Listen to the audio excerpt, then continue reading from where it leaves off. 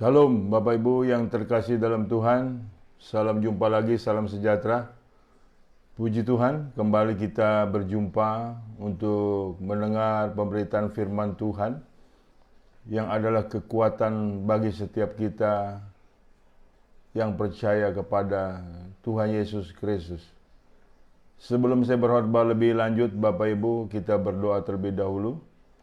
Terpujilah namamu Bapa Surgawi, Allah yang kami sembah. Di dalam nama Tuhan Yesus kami mengucap syukur jikalau hari ini kembali untuk mendengarkan firman-Mu, ditegur dengan kehendak-Mu, dibentuk seturut rencana-Mu, agar hidup kami selalu menyenangkan hati-Mu. Terima kasih ya Bapa, berkati pemberitaan firman-Mu yang adalah kekuatan kami. Dalam nama Yesus Tuhan kami sudah berdoa dan mengucap syukur. Haleluya, amin. Haleluya. Shalom Bapak Ibu yang terkasih dalam Tuhan. Tema kita pada hari ini adalah peranan kuasa dari Roh Kudus. Peranan kuasa dari Roh Kudus. Roh Kudus adalah Roh Allah juga, Roh Yesus juga. Berarti Roh Kudus adalah Roh yang berkuasa bagi orang percaya. Roh yang berkuasa untuk semesta alam. Masalahnya adalah dalam diri kita, apakah kita sudah dalam kondisi dalam kuasa Roh Kudus dan mengandalkan Roh Kudus, sehingga hidup kita dari hari demi hari selalu dalam keberhasilan. Halangan rintangan apapun yang dihadapi oleh kita, kita selalu berkemenangan. Saudara, biarlah Roh Kudus berperan dalam hidupmu dan engkau dalam kuasa kehendak-Nya, sehingga apapun dalam kondisi bagaimanapun Anda bersedia dipimpin oleh kehendak Roh Kudus, dan andalkan Roh Kudus karena Dia benar-benar bisa kita andalkan, karena Dia adalah Roh Allah sendiri. Saudaraku, peranan Roh Kudus kuasanya adalah yang pertama, Roh Kudus memerintah. Roh Kudus memerintah Bapak Ibu. Kisah Rasul pasal 13 ayat 4 sampai 12. Kisah Rasul pasal 13 ayat 4. Oleh karena disuruh Roh Kudus, Barnabas dan Saulus berangkat ke Seleukia, dan dari situ mereka berlayar ke Siprus. Setiba di Salamis, mereka memberitakan firman Allah di dalam rumah-rumah ibadah orang Yahudi. Dan Yohanes menyertai mereka sebagai pembantu mereka. Mereka mengelilingi seluruh pulau itu sampai ke Pafos. Di situ mereka bertemu dengan seorang Yahudi bernama Bar-Yesus. Ia seorang tukang sihir dan nabi palsu. Ia adalah lawan gubernur pulau itu, Sergius Paulus, yang adalah orang cerdas. Gubernur itu memanggil Barnabas dan Saulus karena ia ingin mendengar firman Allah.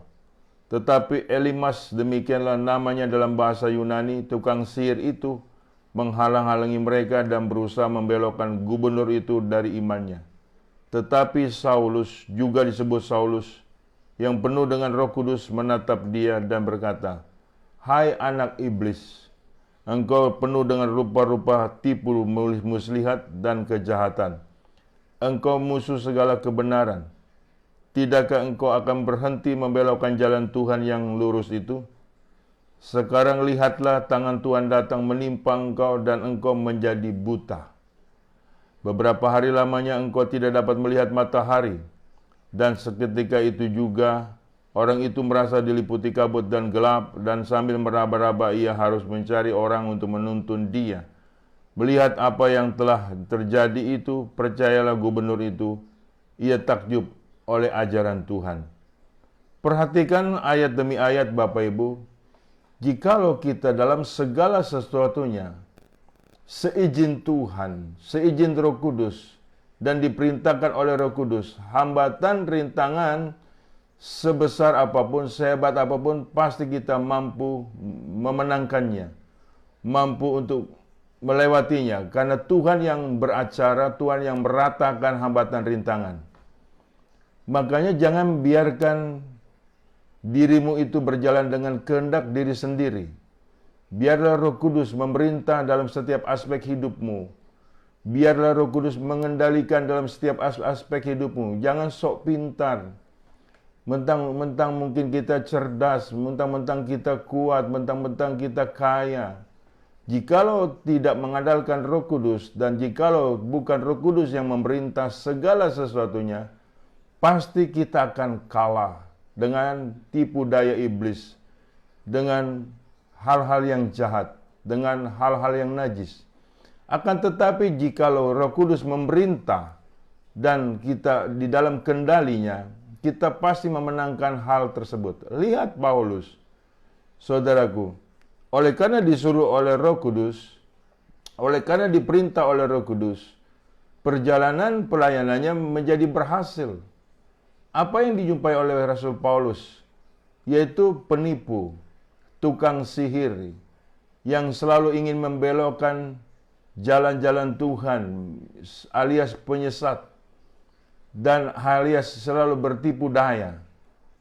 Sehingga saudaraku, Paulus mengadakan nilai perlawanan dan tukang sihir itu bisa dikalahkannya dan bisa dienyahkannya. Sehingga perjalanan rohani Paulus menjadi berhasil untuk memenangkan jiwa-jiwa.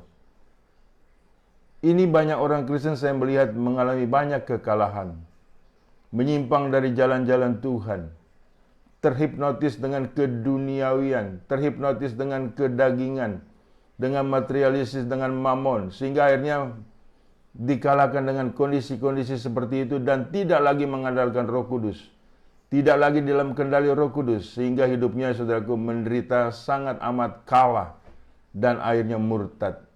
Banyak sekali orang Kristen yang semacam itu, yang tidak lagi mengandalkan Roh Kudus, yang tidak bersedia diperintah oleh Roh Kudus, sok pintar, ya kan saudaraku, sok kuat, pada akhirnya saudaraku tepar, pada akhirnya menderita kekalahan. Ingat baik, kita punya Roh Kudus, yang adalah Roh Allah, yang adalah kekuatan kita, yang adalah andalan kita, yang adalah yang kita selalu percayakan untuk dalam hidup kita, agar hidup kita selalu dalam kendali Roh Kudus. Mulai saat ini Bapak Ibu, biarlah Roh Kudus memerintah atas hidupmu. Bersedialah engkau dikendalikan oleh Roh Kudus. Saudaraku, walaupun kelihatannya masalah ini masalah sepele, tapi kalau tanpa penyertaan Tuhan kita akan kalah. Tetapi walaupun persoalan itu persoalan berat, kalau kita sertakan Roh Kudus dan bersedia diperintah Roh Kudus, kita akan menang. Karena saudaraku, jikalau Tuhan di pihak kita, siapa lawan kita? Jadi mulai saat ini, biarlah segala sesuatu eksistensi diri kita atas kendali Tuhan, atas kendali Roh Kudus, atas perintah Roh Kudus. Sehingga kita memiliki kepekaan, kita tahu mana tipuan, mana bukan. Kita tahu mana yang dari Allah, mana bukan. Kita tahu mana penyesatan, mana kebenaran. Ada amin, saudaraku. Sekarang dunia ini semakin banyak tipu-tipu, semakin banyak orang jahat, semakin banyak orang najis. Di dalam diri kita hendaknya Roh Kudus menuntun setiap kita. Roh Kudus memerintah bagi setiap kita agar keberhasilan demi keberhasilan kita peroleh. Karena kita mengandalkan Tuhan. Siapa yang mengandalkan Tuhan tidak pernah dikecewakannya. Jadi akhirnya saudaraku, di sini Barnabas dan Saulus memenangkan hambatan rintangan, yaitu atas tukang sihir, penipu yang ingin membelokkan jalan-jalan Tuhan. Sehingga akhirnya mereka mampu memenangkan jiwa-jiwa. Bila Roh Kudus memerintah, Dia bertanggung jawab atas segala sesuatunya. Dan Dia selalu membela atas segala sesuatunya yang kita hadapi Bapak Ibu, yang Saulus dan Barnabas hadapi. Mulai saat ini andalkan Roh Kudus. Biarlah Dia memerintah atas seluruh hidup kita, atas seluruh kehendak kita. Haleluya, amin saudaraku. Kemudian kita lihat yang kedua, peranan Roh Kudus menyertai. Peranan Roh Kudus menyertai. Kisah Rasul pasal 9 ayat 31. Selama beberapa waktu jemaat di seluruh Yudea, Galilea dan Samaria berada dalam keadaan damai. Jemaat itu dibangun dan hidup dalam takut akan Tuhan. Jumlahnya makin bertambah besar oleh pertolongan dan penghiburan Roh Kudus. Jika Roh Kudus menyertai setiap kita, pasti ada pertolongan, ada penghiburan, ada kekuatan, ada jalan keluar, ada kesukacitaan, ada kepastian, dan ada kesukacitaan. Jadi saudaraku, peranan Roh Kudus yang kedua itu adalah untuk menyertai kita. Biarlah kita selalu disertai oleh Roh Kudus sehingga pertolongannya nyata, pertolongannya ada dan pertolongannya kita percaya. Penghiburannya itu adalah penghiburan yang bukan dari dunia ini. Penghiburan itu yang tidak membuat kita sakit hati. Penghiburan dari Roh Kudus yang tidak membuat kita akar pahit, Bapak Ibu. Apalagi dalam persekutuan. Bila kita bersedia disertai oleh Roh Kudus, tidak ada sakit hati, tidak ada dendam, tidak ada kekecewaan. Tetapi yang ada adalah penghiburan dan kesukacitaan. Karena pertolongan Tuhan Yesus adalah nyata. Pertolongan dari Roh Kudus adalah ada. Setiap kita sertakanlah Tuhan dalam setiap perencanaan kita. Sehingga kita memperoleh hasil yang luar biasa. Kita memperoleh kekuatan yang luar biasa. Dan kita memperoleh kemenangan yang luar biasa. Saudaraku, banyak orang Kristen dalam persekutuannya malah memunculkan kedukaan, memunculkan kepahitan. Mereka saling ribut satu sama lain, diadu domba oleh iblis, yang adalah Abolos, pengadu domba. Karena apa? Karena tidak menyertai Roh Kudus. Tidak dalam penyertaan Roh Kudus. Karena tidak mengandalkan Roh Kudus. Jika dalam sebuah gereja, dalam sebuah persekutuan, jika menyertai Roh Kudus dan bersedia disertai oleh Roh Kudus, pasti Roh Kudus menolong. Pasti Roh Kudus itu menghibur. Sehingga tidak ada hati yang luka, tetapi yang ada adalah hati yang bersuka cita. Ada amin, Bapak Ibu. Jadi biarkan Roh Kudus menyertai kita. Biarkan Roh Kudus itu, saudaraku, selalu menolong kita dan selalu untuk menghibur kita, sehingga hati kita tetap di dalam damai sejahtera Allah. Hati kita tetap di dalam sukacita Roh Kudus. Haleluya. Sukacita Roh Kudus adalah kekuatan kita untuk melawan nilai kekecewaan, untuk melawan nilai akar pahit, untuk melawan nilai dendam. Sehingga pada akhirnya kita mempunyai damai sejahtera dan kita bisa saling mengasihi, bisa saling mengampuni, bisa saling menyayangi, bisa saling menghormati dan tidak menjadi sombong, tidak menjadi tinggi hati. Yang ada adalah tetap rendah hati. Itu kalau kita disertai oleh Roh Kudus. Makanya jemaat di seluruh Yudea, Galilea, dan Samaria ini berada dalam keadaan damai. Jemaat itu dibangun dan hidup dalam takut akan Tuhan. Jumlahnya makin bertambah besar berkat pertolongan dan penghiburan dari Roh Kudus. Sertailah kita Roh Kudus untuk selalu menyertai kita. Dan kita dibawa kendali Roh Kudus. Ada amin, saudaraku. Agar kita penuh sukacita, damai di bumi dan damai di sorga. Haleluya.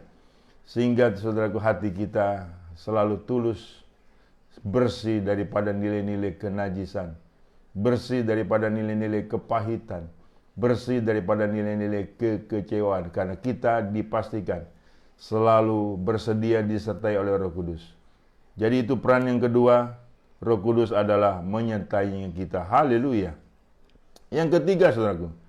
Yang ketiga, peranan Roh Kudus membimbing. Peranan Roh Kudus membimbing. Kisah Rasul 16 ayat 6 sampai 10. Mereka melintasi tanah Frigia dan tanah Galatia. Karena Roh Kudus mencegah mereka untuk memberitakan Injil di Asia. Dan setibanya di Misia mereka mencoba masuk ke daerah Bitinia. Tetapi Roh Yesus tidak mengizinkan mereka. Setelah melintasi Misia mereka sampai di Troas. Pada malam harinya tampaklah oleh Paulus suatu penglihatan, ada seorang Makedonia berdiri di situ dan berseru kepadanya. Katanya, "Menyeberanglah kemari dan tolonglah kami." Setelah Paulus melihat penglihatan itu, segeralah kami mencari kesempatan untuk berangkat ke Makedonia. Karena dari penglihatan itu kami menarik kesimpulan bahwa Allah telah memanggil kami untuk memberitakan Injil kepada orang-orang di sana. Puji Tuhan. Saudaraku, niat baik yang dari kita belum tentu benar di hadapan Tuhan.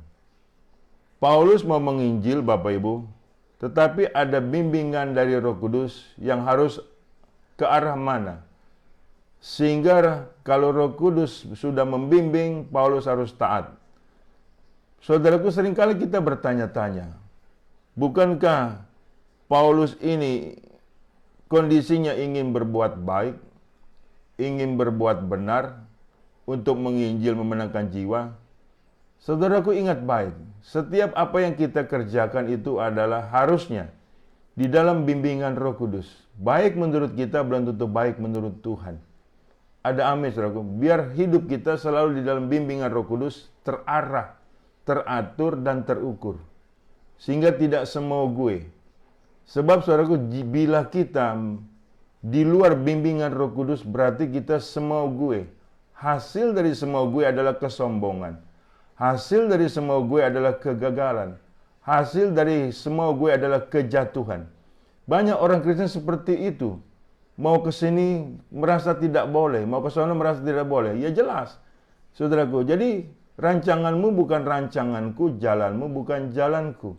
Jadi ingat baik, hendaknya kita selalu dalam bimbingan Roh Kudus, dalam aspek apapun juga. Misalnya dalam hal untuk jodoh, kita anggap pria itu atau wanita itu baik. Baik menurut kita, tapi kita tidak tahu isi hatinya. Biar Roh Kudus membimbing setiap kita jikalau ingin mencari jodoh. Sehingga kita mengenal aspek-aspek yang paling benar dalam kebenaran Tuhan di dalam untuk mendapatkan jodoh yang terbaik. Jangan menurut apa kata kita, biarlah menurut apa kata Tuhan. Semua aspek dalam bisnis sekalipun. Sekalipun kita berpengalaman dalam bisnis itu, kita jangan melangkah sebelum dibimbing oleh Roh Kudus. Bisa jadi saat kita dalam perjalanan ditipu, diakali, dihancurkan. Tapi kalau kita dibimbing sama Roh Kudus, saudaraku, dan bersedia dibimbing sama Roh Kudus, kita akan menjadi berhasil.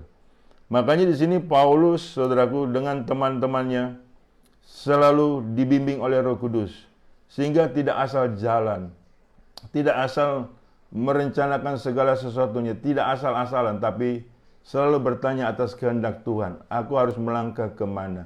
Apa yang harus aku lakukan? Sehingga hikmat Tuhan bekerja, hikmat Roh Kudus bekerja atas pemikiran mereka, atas hati mereka, sehingga mereka selalu disertai keberhasilan, dan tepat sasaran, dan tidak buang-buang waktu, dan tidak bermain-main dengan waktu, dan selalu tepat dengan waktu. Sehingga saudaraku mereka hidup dalam keberhasilan yang luar biasa, sehingga mereka dibimbing oleh Roh Kudus, sehingga mereka mendapatkan petunjuk-petunjuk yang jelas, arah yang jelas, tujuan yang jelas, motivasi yang jelas. Ingat baik, kalau Anda sebagai hamba Tuhan tanpa bimbingan Roh Kudus, nanti Anda nggak punya kejelasan dalam motivasimu, dalam tujuanmu, dalam keberhasilanmu. Yang ada adalah kegagalan total, bukan menghasilkan jiwa-jiwa, justru mengecewakan banyak jiwa-jiwa.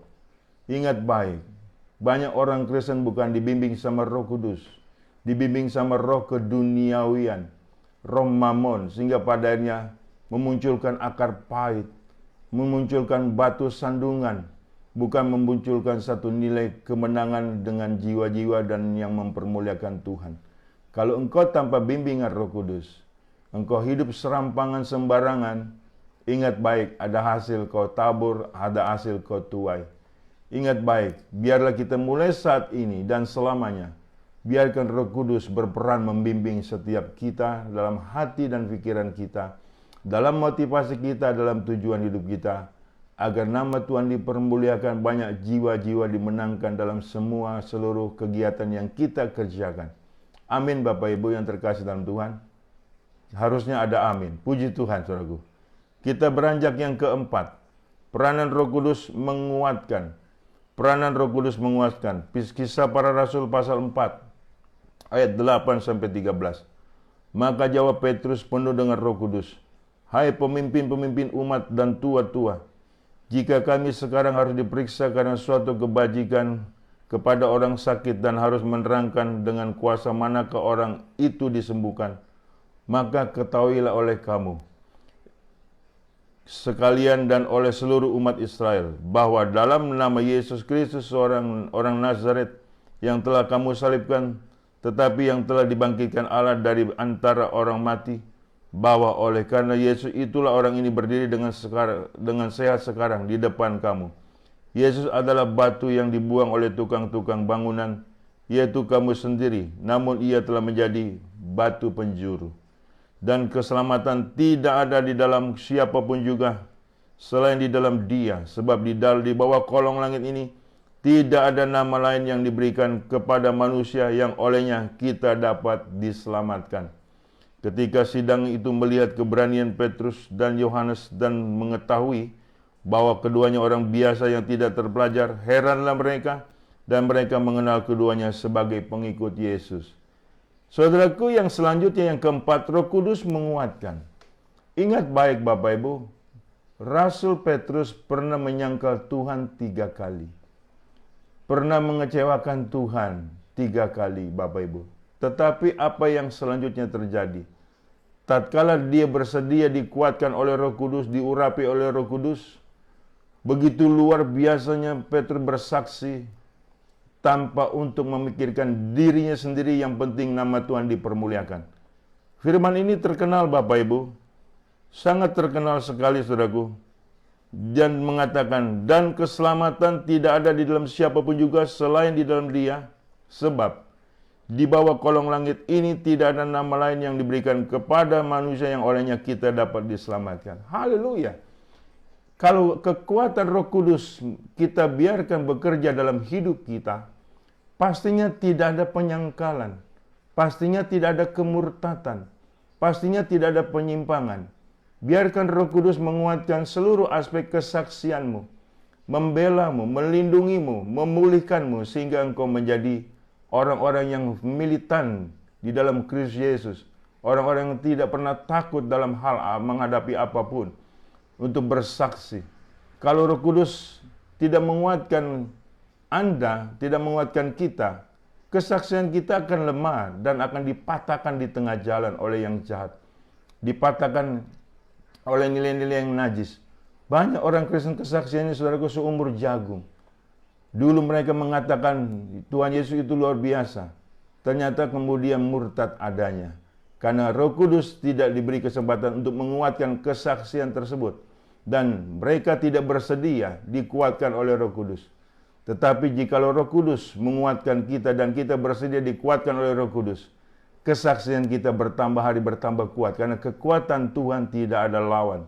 Kekuatan Tuhan itu mencengkram kehidupan kita, melindungi kita, dan pada akhirnya sampai mati pun, sekali Yesus selama-lamanya tetap Yesus, dan nama Yesus dipermuliakan dari kesaksian kita. Ingat baik, biarkan Roh Kudus berperan menguatkan kesaksianmu, untuk engkau tetap kuat di dalam Tuhan, untuk engkau berkemenangan di dalam Tuhan, untuk engkau tetap mempermuliakan Tuhan.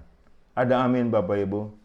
Sehingga pada akhirnya engkau tidak goyah. Apapun kata orang tentang Yesus yang untuk mereka mengejek, kita tidak goyah.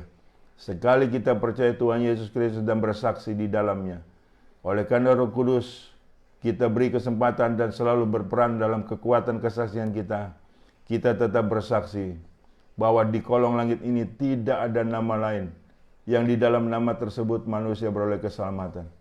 Ada amin Bapak Ibu? Hanya satu yang keselamatan kita, yaitu Tuhan Yesus Kristus. Nama di atas segala nama. Nama pencipta langit dan bumi. Nama yang kita permuliakan. Nama yang kita agungkan. Nama yang kita untuk sanjung dan kita menyembah di dalamnya. Hanya nama Tuhan Yesus saja, tidak ada nama yang lain. Amin. Biarkan Roh Kudus berperan menguatkan kesaksianmu ini, dimanapun engkau bersaksi. Biar pembelaan Tuhan nyata, ada, dan setia. Glory, haleluya. Terpujilah nama Tuhan kekal selamanya. Yang selanjutnya Bapak Ibu, yang selanjutnya adalah yang kelima, peranan Roh Kudus menginsafkan. Peranan Roh Kudus menginsafkan. Yohanes 16 ayat 8-13. Dan kalau Ia datang, Ia akan menginsafkan dunia akan dosa, kebenaran dan penghakiman. Akan dosa karena mereka tetap tidak percaya kepadaku. Akan kebenaran karena aku pergi kepada Bapa dan kamu tidak melihat aku lagi. Akan penghakiman karena penguasa dunia ini telah dihukum. Masih banyak hal yang harus kukatakan kepadamu, tetapi sekarang kamu belum dapat menanggungnya. Tetapi apabila Ia datang, yaitu Roh kebenaran, Ia akan memimpin kamu ke dalam seluruh kebenaran. Sebab Ia tidak akan berkata-kata dari dirinya sendiri, tetapi segala sesuatu yang didengarnya itulah yang akan dikatakannya, dan Ia akan memberitakan kepadamu hal-hal yang akan datang. Yang kelima, Bapak Ibu, peranan Roh Kudus menginsafkan. Kalau engkau bersedia untuk dirimu diinsafkan, disadarkan dari dosa, berarti engkau membiarkan Roh Kudus bekerja dalam hidupmu.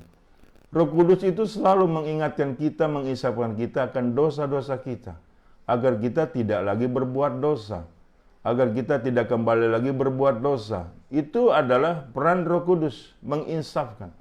Tapi sayang sekali banyak orang yang menolak, banyak orang Kristen yang menolak untuk diinsafkan oleh Roh Kudus dan mengabaikan nilai tegurannya, mengabaikan nilai ajarannya, mengabaikan nilai nasihatnya. Kalau engkau mengabaikan nilai-nilai dari Roh Kudus, engkau akan celaka, Bapak Ibu.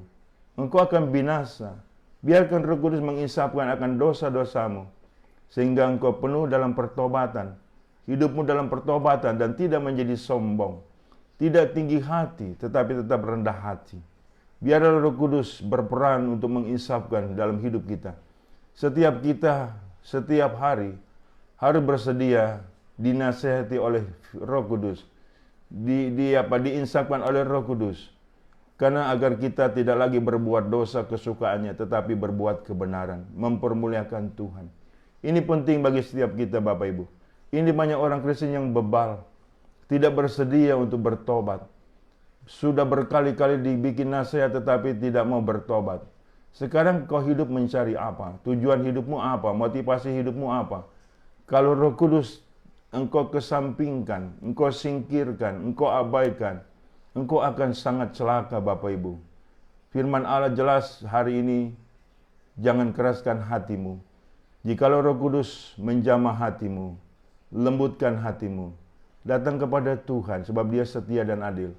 Walaupun dosamu merah seperti kermizi, Allah akan buat putih seperti salju. Mulai saat ini bersedialah di bawah bimbingan Tuhan, di bawah bimbingan Roh Kudus yang menginsafkan akan nilai dosa kita, dan menginsafkan akan nilai hari penghakiman. Sebab saudaraku, Allah tidak pandang bulu dalam menghakimi. Setiap kita menyadari akan demikian, karena Roh Kudus itu adalah Roh yang sejati di dalam untuk mendampingi hidup kita dari nilai godaan, dari nilai cobaan, supaya kita tidak terpuruk di dalam keduniawian, dalam kedagingan, di dalam hawa nafsu, tetapi kita sudah menjadi alat kemuliaan Tuhan, menjadi alat kebenaran Tuhan, dan bukan alat kelaliman. Ingat baik, Bapak Ibu, Roh Kudus perannya adalah yang kelima, menginsafkan, supaya di dalam diri kita ada ingat-ingat akan kesalahan kita dan kita minta ampun, dan akhirnya kita ingat akan kasih karunia Tuhan yang luar biasa, akan anugerah Tuhan yang luar biasa. Kita diselamatkan lagi berbuat dosa, untuk itu jangan berbuat dosa lagi. Amin, Bapak Ibu. Seharusnya orang Kristen, saudaraku, hidup dalam kebenaran seumur hidupnya, sepanjang umur hidupnya, supaya tidak ada penyesalan. Ingat baik, manusia seperti uap, Bapak Ibu. Kelihatannya ada, kemudian akan hilang. Jangan sampai kita menyesal di alam yang sudah tidak bisa lagi ada pertobatan. Mulai sekarang insaflah, sadarlah, saudaraku, untuk kita tidak lagi berbuat dosa. Dan kita mengalami nilai metanoia, berbalik arah. Dari nilai kesukaan berbuat dosa, menjadi nilai kesukaan yang menyenangkan hati Tuhan. Ingat Bapak Ibu, mumpung masih ada waktu, Roh Kudus mengingatkan setiap kita ada penghakiman. Ada nilai-nilai yang Tuhan berkenan atau tidak dalam hidup kita. Perhatikan baik-baik dalam nilai kehidupan kita. Jangan lupakan Roh Kudus. Biarlah Roh Kudus selalu berperan dalam hidup kita. Saya percaya firman Tuhan ini tidak pernah kembali dengan sia-sia. Firman Tuhan yang kuat, tajam seperti pedang bermata dua, bekerja menurut kehendaknya, dan kita tidak boleh menyia-nyiakan kehendak Tuhan. Haleluya. Saya berdoa untuk kita sekalian. Terpujilah namamu Allah Bapa. Terpujilah namamu Roh Kudus yang selalu mendampingi kami, yang selalu menguasai kami, yang selalu menyertai kami, yang selalu melindungi kami. Kami mengucap syukur. Mempunyai Allah yang setia, Allah yang tidak pernah meninggalkan kami. Engkau sudah mencurahkan Roh Kudus-Mu bagi setiap kami yang kami percaya, yang mengendalikan hidup kami, yang mengendalikan hati dan pikiran kami dalam sepanjang umur hidup kami, sehingga hidup kami selalu mempermuliakan nama Tuhan, nama di atas segala nama. Berkati Tuhan dimanapun jemaat-Mu mendengar pemberitaan firman-Mu ini, karena firman-Mu tidak pernah kembali dengan sia-sia. Firman-Mu bekerja dengan kuat menjamah hati mereka. Terima kasih Bapa. Di dalam nama Tuhan Yesus, aku sudah berdoa dan mengucap syukur. Haleluya. Amin. Bapak Ibu yang dikasihi Tuhan, terimalah berkat dari Allah Bapa. Di dalam cinta kasih Tuhan kita Yesus Kristus dan di dalam persekutuan dengan Roh Kudus-Nya yang selalu menyertai kita. Mulai dari saat ini sampai Maranatha, Tuhan datang kali kedua menyebut kita dalam kemuliaan-Nya dan kita pun layak menerima kemuliaan Tuhan dari kekal sampai kekal. Haleluya. Amin.